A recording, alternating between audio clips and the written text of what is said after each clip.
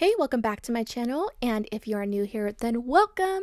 Today I'll be doing the Splendid Spring book tag. So it is spring, as we all know if you live in the Western Hemisphere, at least it is spring, and for that reason I thought it would be a great idea to do a spring themed book tag. I love doing book tag. For one, they're like very easy videos to make, so that's one of the reasons, but they're also just really fun to do. I love answering questions regarding books and all that, and I'm very much in the mood to do a book tag, so we are going to do one. I'll have a link to where I got the questions for this book tag. I'm not really sure who the original creator was, but I will link below in the description where I got the questions for this tag from, if you want to do it yourself. But anyway, let's just get into it. Question number 1 is, everywhere you look, flowers are blooming. Choose a book you love or think you will love with flowers on the cover. So I'm going to go with a book that I've read that I loved that does have flowers on the cover, and that is 1,000 Broken Pieces by Tilly Cole. This one has a bunch of cherry blossoms on the cover, which is so fitting because this book talks a lot about cherry blossoms. It is the second book in a duology, and the first book, 1,000 Boy Kisses, does feature a lot of cherry blossoms in its storyline as well. Let me see. I think the original cover has cherry blossoms on it too. Actually, it doesn't. No, it does not. This one, because I have the book right here, so I'm referring to it. But yeah, this one is the only one that has flowers, cherry blossoms on the cover. I love this book. It's a hard one to talk about though, because I feel like if I talk about it, then it will spoil what happens in the first book. So I try not to talk about what this one is about, but it does handle a very heavy subject matter. So if you love a very hard-hitting book, this is the one for you, but I would recommend to read 1,000 Boy Kisses first before going into this one, because it will give a lot of context to what happens in this book. All right, question number 2 is, spring is the perfect time for a fun trip. Choose a book you've read or would like to read while traveling from one place to another. So when I am traveling, I like to take books that are very easy to read. You will not find me on a trip lugging around a 600-page book, a book that is very, very long, very, very dense in its storyline, because I have to give all of my mental energy when it comes to reading like dense books. So because I am more focused on like having fun on my trip, I don't want to put all of my focus on reading a very densely written book. So when it comes to taking a book along with me on a trip, I usually want to bring a book that takes place in a contemporary setting, so I usually go for bringing along a romance contemporary book. And this book I brought with me on my trip when I visited my brother a few months ago, and it was the perfect book to bring on that trip because it was so chill, so low-key, and very easy to read while traveling. And that is First Time Caller by B.K. Borison. This one is an adult romance that was so easy to read. I flew through this book even though I was traveling. And when I'm on vacation, I do read in between like traveling, but I find that I don't end up reading a lot because I'm like doing other things while on vacation. But I set aside time at night before I went to bed to read this book, and I still ended up flying through it because I could not put it down before I went to bed. Like, I stayed up late reading this one. I could not put it down. If you are into cute contemporary adult romances, definitely pick this one up. Question number 3 is, who doesn't love a good spring fling? Choose a book you were obsessed with for a short period of time, but then you swiftly cast aside. This one is a good question because I feel like this happens to me a lot. I'll become briefly obsessed with a book. I'll have given it 5 stars. I'll talk about it for a good while, but then like, of course, other books come along that I find myself more obsessed with. So I want to talk about those books instead. So this does happen a lot. And I'm kind of sad that it happened with this book because I remember absolutely loving it when I first read it. But that book is From Blood and Ash by Jennifer L. Armentrout, and this is the first book in a series. So I loved this book when I first read it, and I remember talking about it in a lot of videos after I first read it. This first book was so solid, so perfect throughout the whole thing. I just loved it so much. But the reason why my obsession for this book died down is that when I continued on with the second and third book in the series, those books were not nearly as good. This is one of those series that just goes downhill. It starts to really lag and stretch out unnecessarily and starts to feel very slow. Because the second and third book was not as good as the first, it made me like the first book less because the rest of the series has just been eh. So that's very unfortunate because I really, really love this book. And I am still thinking about continuing on with the series. Like maybe when I picked up the rest of the books in this series, I just was not feeling it at the moment. But most likely they just weren't that good. But I still don't want to give up on this series because I loved the first book so much. So yeah, I am in a dilemma on whether or not I'm going to continue this series. But man, this first book, like, I would just reread the first book, even though the rest of the series wasn't as good because the first book was so good. But yeah, my view on it is definitely tainted by how downhill the rest of the series has gone, and it's very, very sad. Question number 4. This is the oddest question I have ever seen in a book tag. It took me so long to figure out what this question is asking. I'm going to read it off. It is definitely odd. So question number 4 is, everyone loves the smell of freshly mowed grass, but not at an ungodly hour. Choose a book that personifies as a middle-aged dad waking up at 7 a.m. on a Saturday to mow the lawn when he should be sleeping like the rest of us. It took me so long. I could not figure out what this question was asking. Like, what does that mean? It is the oddest question I have ever seen in a book tag. But I went off of the creators' answers where I sourced these questions from, and they interpreted it as a book that you found frustrating. And that kind of makes sense with what this question is asking, I guess. So I went with that. I decided to interpret it as a book that you found frustrating. And this was a very easy answer because this is a book that I read recently that I definitely found very frustrating and most of all disappointing. And that book is Unsteady by Peyton Corrine. So I had extremely high hopes for this book based off of its synopsis. It sounded so good. So what this book claims to be, which it is, but it kind of like isn't. So the basic premise is that we're following these two characters. One is a professional skier and one is a hockey player. So Reese, who is the hockey player, ends up having a panic attack in the middle of his individual practice on the rink, and Sadie, who is the ice skater, is there at the rink and witnesses him during this panic attack, and so she decides to go on the ice and help him out of it. And I just really, really loved that synopsis. I thought the idea of a character helping another character out of a panic attack just sounded so freaking sweet. So I went into this expecting a very, very sweet, loving romance between these two, and it wasn't. It was. In the end, it was. But the journey to get there was just so freaking odd. So after Sadie helps Reese out of this panic attack, they decide that they would like to just have sex with each other all the time, and that's all they want to do. And it just made no sense to me. Like, these two characters had such an intimate moment with each other, and you would think that they would build like a very emotional, loving connection with each other based on how vulnerable they are with each other at first, but no, they just decide to fuck each other.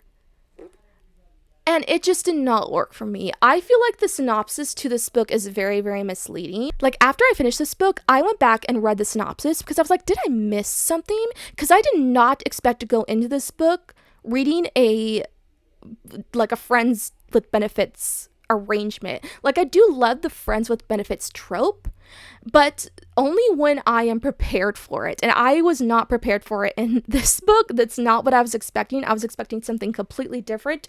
Never in the synopsis does it mention that these two only have a friends with benefits relationship for 75% of the book. Like, let me read the synopsis. I'm going off on a tangent now, but let me read the synopsis. And you come to conclusions on what this book is about. So it says, Reese is back, at least. He's supposed to be. During last year's Frozen Four, the Waterfell University hockey captain and NHL legacy took a brutal hit that left him with a concussion and a new discomfort on the ice. Plagued by nightmares and panic attacks every time he attempts to skate, Reese wonders if he'll ever play again or if he'll ever want to. Sadie Brown is staying focused this semester no matter what, currently drowning in debt, custody hearings for her younger brothers, and skating practices. She's just trying to make it to the next day.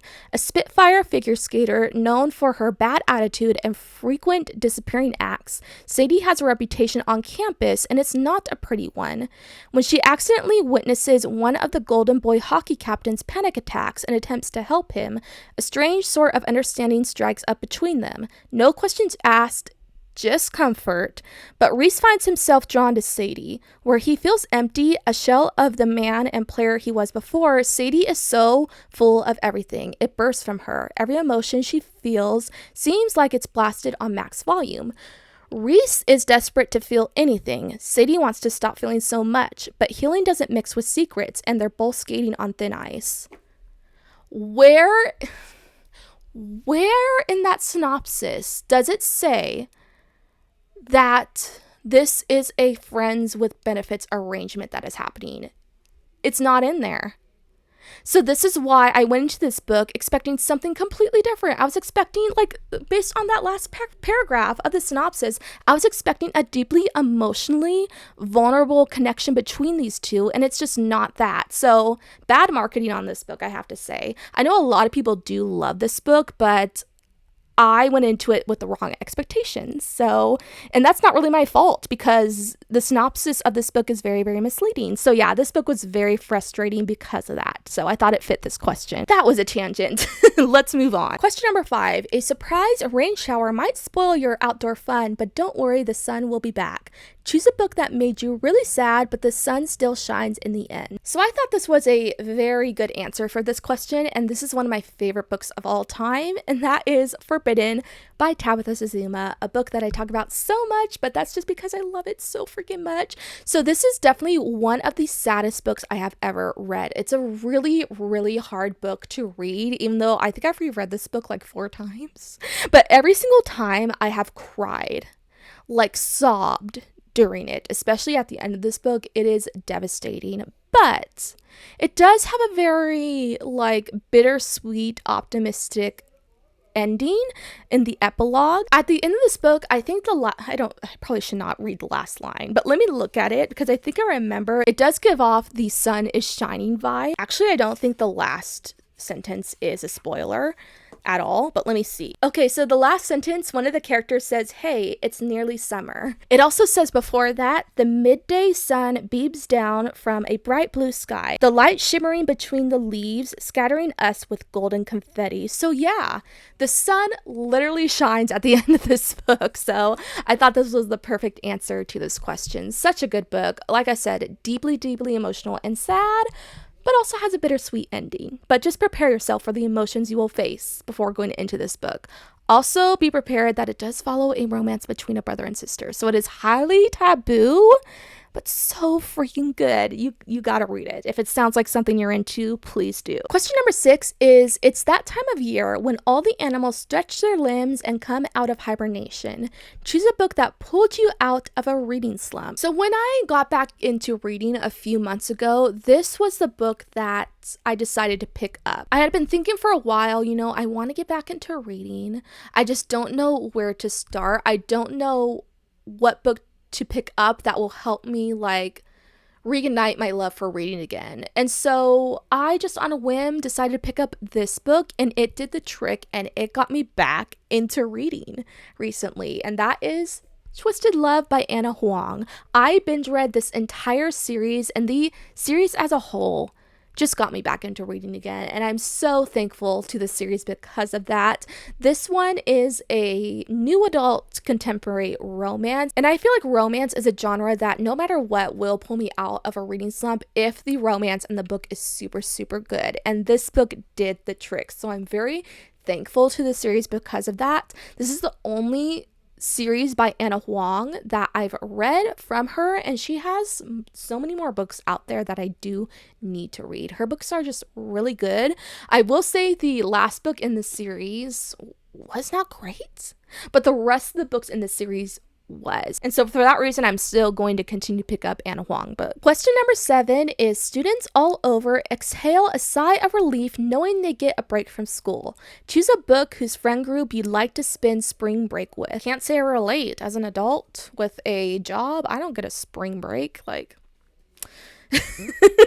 Like, what? This question does not apply to me, but lucky you, students who get a week off of school. I'm not bitter. I'm not.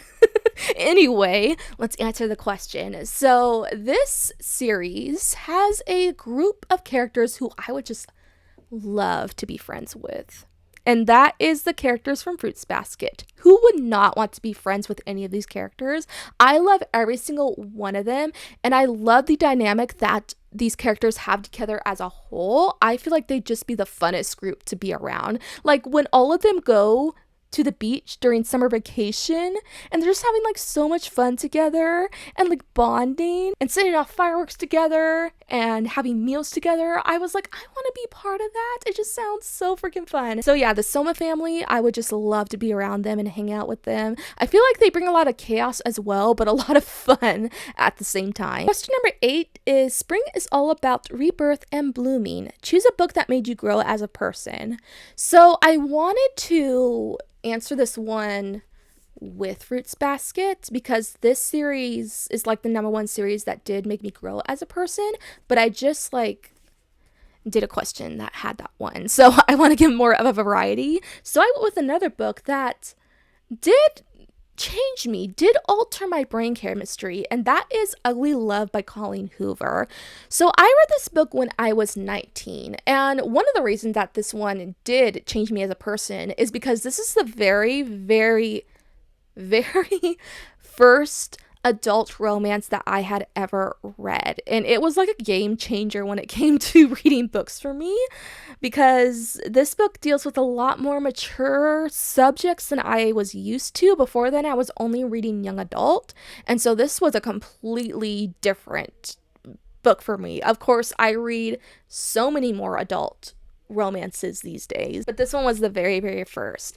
And another reason why I feel like this book really like molded me as a person is because this book deals with the theme of love, of course, but it primarily focuses on the fact that love can be very, very messy. It cannot be perfect all the time. Love and relationships will come with a lot of struggles, but at the end of everything, love can also be something absolutely beautiful and worth pursuing, even though it comes with such struggles. So I feel like this book kind of took my rose-tinted glasses off of love, because I was still very young when I read this. I was 19 and I was still pretty optimistic when it came to like relationships and romantic relationships, but I feel like this is one of the first books that show me that love isn't always pretty. And that is the overall theme of this book, is that love isn't always pretty. It can be messy. So I had to give it to this book for showing me that yes, love and relationships can be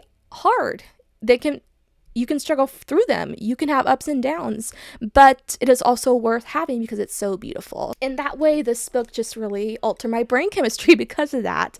I love this book. I've reread it so many times. It is still to this day my favorite Colleen Hoover book. I want to reread it again. Like, I've reread it a lot of times, but it's been a while since I've read it, and I'm kind of craving a reread of this one. Question number 9 is, a picnic at the park is the perfect springtime activity. Choose a book with a character who you think would pack the best picnic basket. So I have 2 answers for this one, and I'm going to answer with 2 manga girlies who I think would pack great picnic baskets.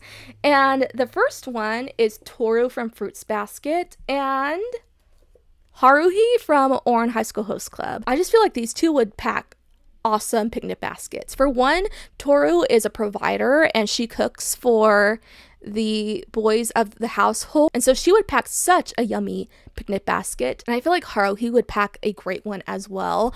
I just know that if she were to make a picnic for the host club guys, they would just be all over that. They'd be all for it. They'd be begging her to make them food for their picnic, and she would be in charge of it. I just know it. They'd be obsessed with that idea. So yeah, these 2, I want to eat some picnic baskets from them. And question number 10, the last question is, for many, spring is the first break from the bitterness of winter.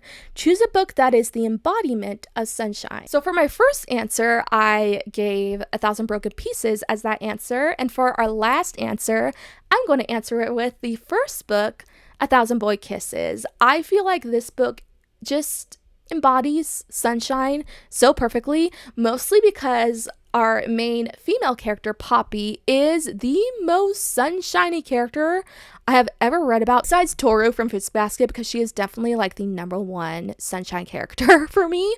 But Poppy, this girl is like almost too optimistic to a fault. She does not have a mean bone in her body. She looks at the world with such optimism that it's almost unrealistic.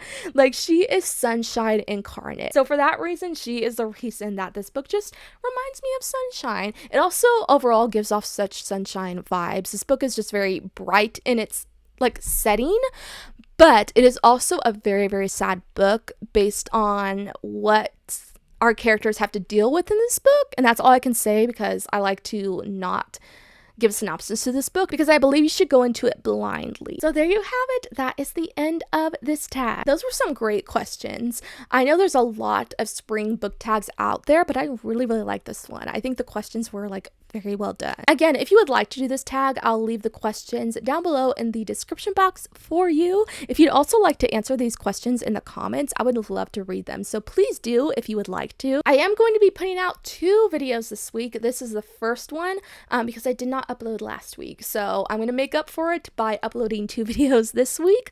My next video, I just filmed it. It's already done. My next one, I'm really, really excited for. I'm excited to publish it. It is a Fruits Basket themed video. So for anyone who watches me that is a Fruits Basket fan, that video is for you. So look out for it. I'm like really happy with it. I think it was such a cool idea. So yeah, look out for that video if you are interested in seeing it. It'll be up in a few days. Thank you so much for watching this video, and I'll be back, like I said, in a few days. I'll see you very soon. Bye.